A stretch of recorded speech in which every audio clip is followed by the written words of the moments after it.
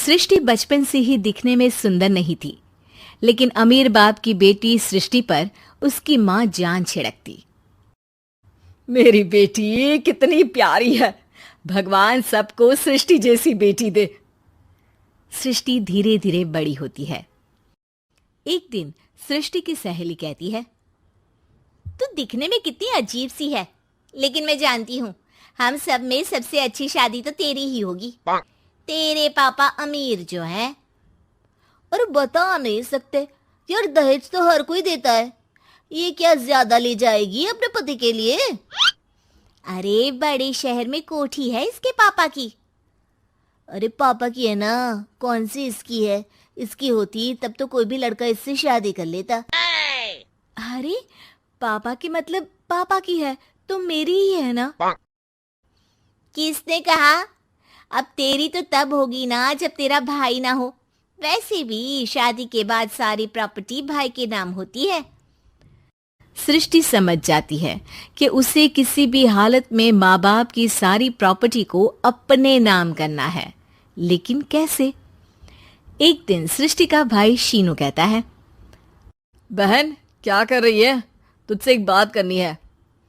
अरे हाँ हाँ करना, मैं तो तेरी बहन हूँ। बहन मेरी लाइफ में ना एक लड़की है, बहुत अच्छी है। मैं सोच रहा हूँ माँ और पापा से बात करूँ शादी के लिए।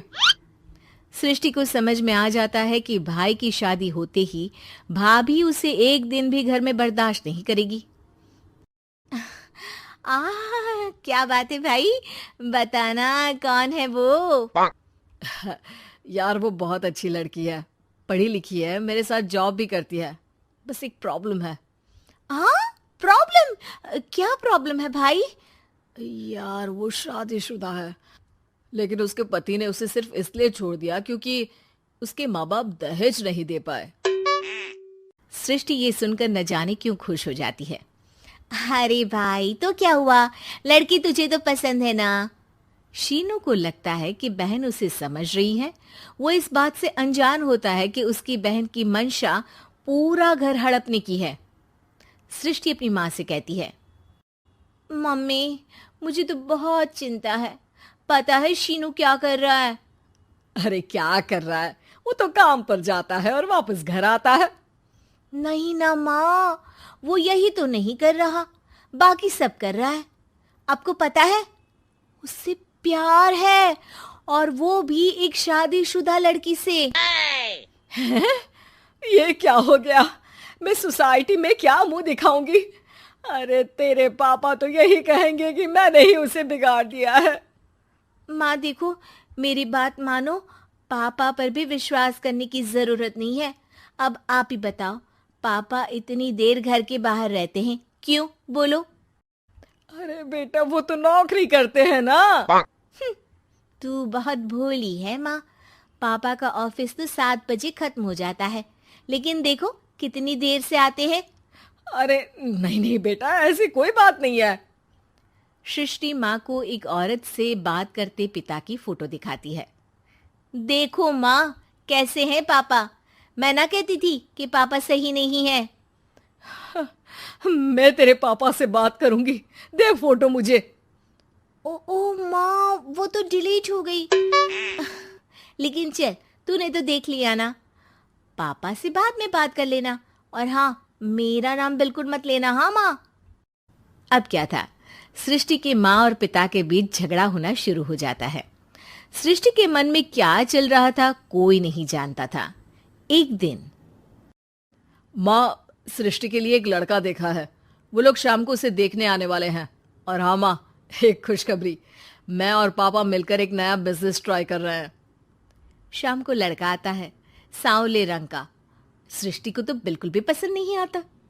लड़की की माँ कहती है, लड़की का चेहरा तो कोई खास नहीं, लेकिन अगर मेरे बेटे को आप लोग सेटल कर दें तो मैं उसकी शादी आपकी बेटी से करवा दूं। सृष्टि को लड़का बिल्कुल पसंद नहीं था। उसे भाई पर गुस्सा आ जाता है। लड़के वालों के जाने के बाद कहती है, माँ देखा, शीनू मेरे लिए कैसा लड़का लेकर आया। न दिखाने लायक न सुनने लायक, सेटल भी नहीं, वो भी हम करें।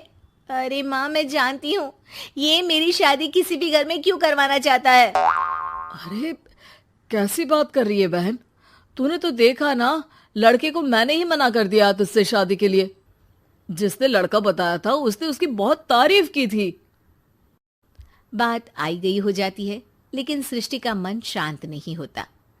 क्या करूं, कुछ समझ में नहीं आ रहा। मेरी शादी हो गई तो ये लोग पूरी प्रॉपर्टी शीनू के नाम कर देंगे, मेरे हाथ तो कुछ लगेगा ही नहीं। तभी सृष्टि को आइडिया आता है। वो किसी वकील को फोन करती है।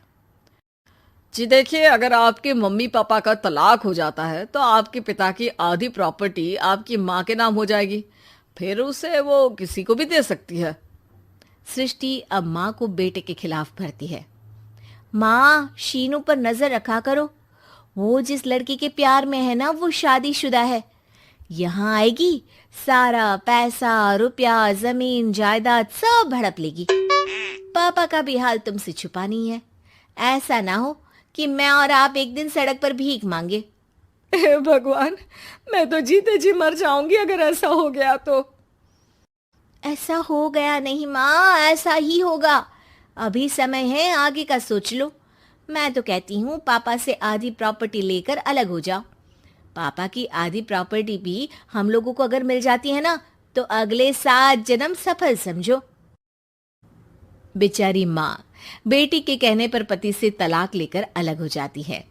सृष्टि अब पैसों से गाड़ी और अपने दूसरे महंगे शौक पूरे करने लगी। उसके दोस्त भी उसके पैसे इस्तेमाल करते। सृष्टि, कल तुम कहाँ थी? मैं सारा दिन घर पर अकेली थी। तो मैं क्या करूं? मैंने ठेका तो नहीं लिया है ना तुम्हें संभालने का। माँ को सृष्टि से ये उम्मीद नहीं थी। वो बैठकर रोने लगती है। वहीं उसका पति यानी कि सृष्टि के पिता आ जाते हैं। मैं जानता था कि तुम्हारा यही हाल होगा, तो आपने मुझे रोका क्यों नहीं? मैं रोकता तो तुम रुकती क्या? सृष्टि के कहने पर तुमने मुझ पर अपने बेटे पर शक किया, लेकिन तुम ये भूल गई कि कैसे हम दोनों ने मिलकर जीवन में इतना सब खड़ा किया। माँ पति के गले लग जाती है। मुझे माफ कर दीजिए, मैंने आपकी कमाई का एक बड़ा हिस्सा गवा दिया। कोई बात नहीं, तुम साथ हो तो मैं ऐसी 7 प्रॉपर्टी खड़ी कर दूंगा। तभी वहां सृष्टि आ जाती है रोते हुए। माँ, मयंक ने मुझे छोड़ दिया। वो बोल रहा था जब तक मेरे पास पैसे थे तब तक ही वो मेरे साथ था। पापा, माँ, मुझे माफ कर दीजिए।